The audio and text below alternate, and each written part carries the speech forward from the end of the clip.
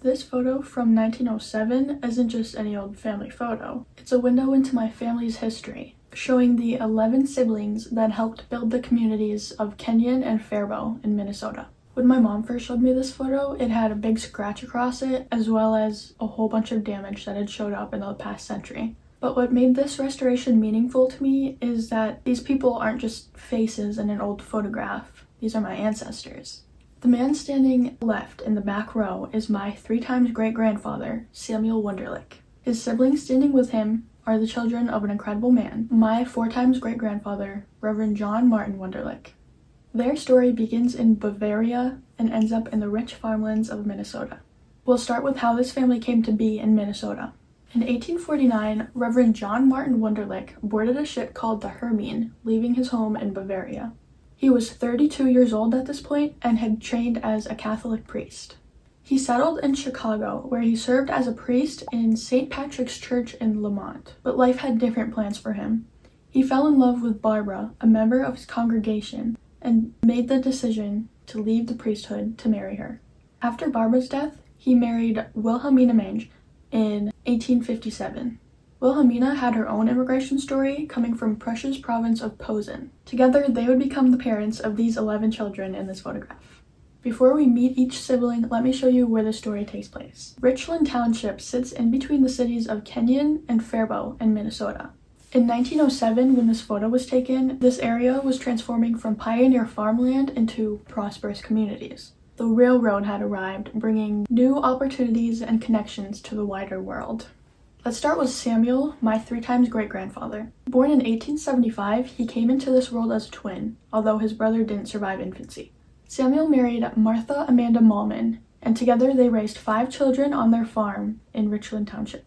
Our family stories paint him as quite the character. He was known for being strict with his children, but also fair, keeping them busy with farm work, but maintaining clear expectations. He enjoyed playing cards and socializing at family gatherings, maybe a little too much. His family recalls him occasionally testing if kids could walk straight after a sip of alcohol.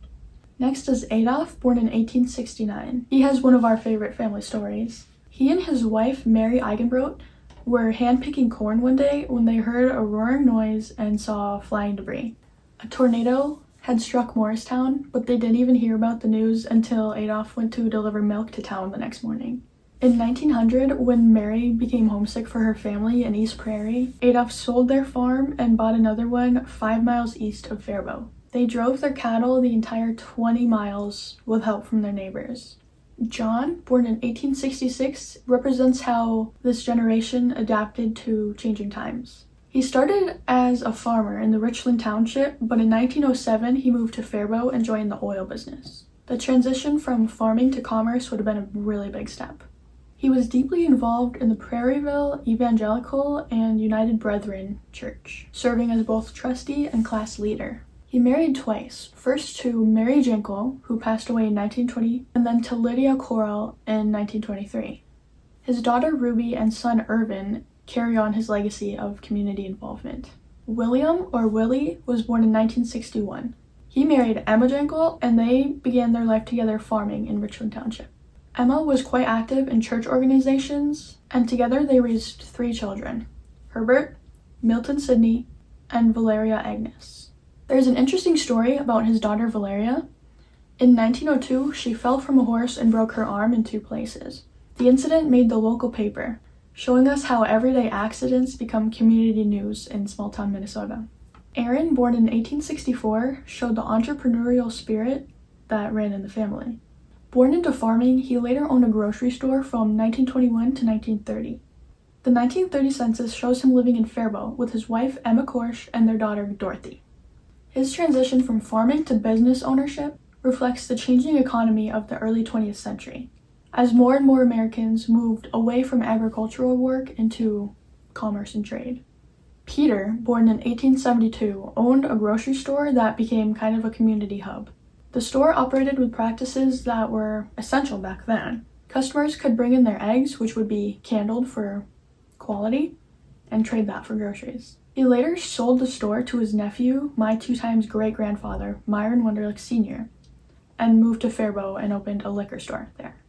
Family stories also paint him as quite a character. He had a girlfriend in Faribault and would say with his German accent, 20 minutes there, 20 minutes with her, and 20 minutes back.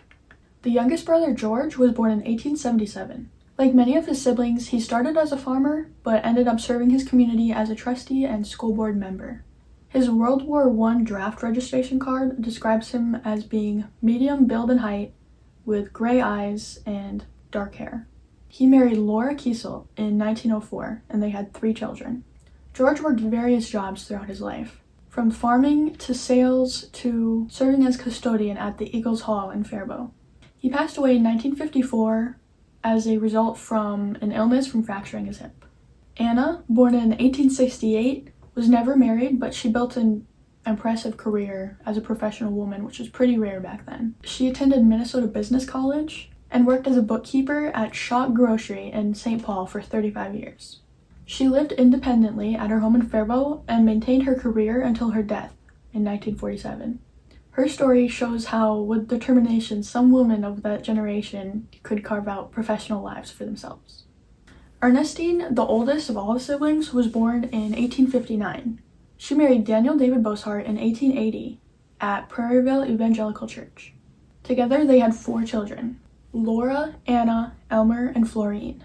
The 1900 census shows them farming in Morristown, and by 1910 they had moved to Faribault. Ernestine's life spanned the transformation of Minnesota from the frontier to established communities. Sarah, born in 1863, married Herman Eigenbrot in 1882. They lived in Prairieville until 1903 when they moved to Faribault. She attended rural schools in her youth, living through the development of Minnesota's educational system. Her life was centered around family and community, and she lived to see tremendous changes in both Faribault and Kenyon, passing away in 1945. Lydia, born in 1871, married William Newman in 1892. Unlike her siblings who stayed in Minnesota, Lydia moved to Youngstown, Ohio, where she worked as a saleswoman in a grocery store. She had 2 sons, Elmer and Lawrence. Sadly, she passed away from pneumonia in 1929, but her story shows how this generation sometimes ventured far from their roots. When I look at this restored photo now, I see more than just faces from the past. I know about them, I know who they were, so what I see is my family's journey in America. From a Bavarian priest who chose love over tradition, to his children who helped build Minnesota communities, to all of us who carry their stories forward today. Thank you for listening and letting me share this piece of my family history with you. If you're interested in having your own family photos restored, don't be afraid to leave a comment or check out the contact information in the description. By subscribing, you'll get to learn more about family history, photo restorations, and some more stories that connect us to the past.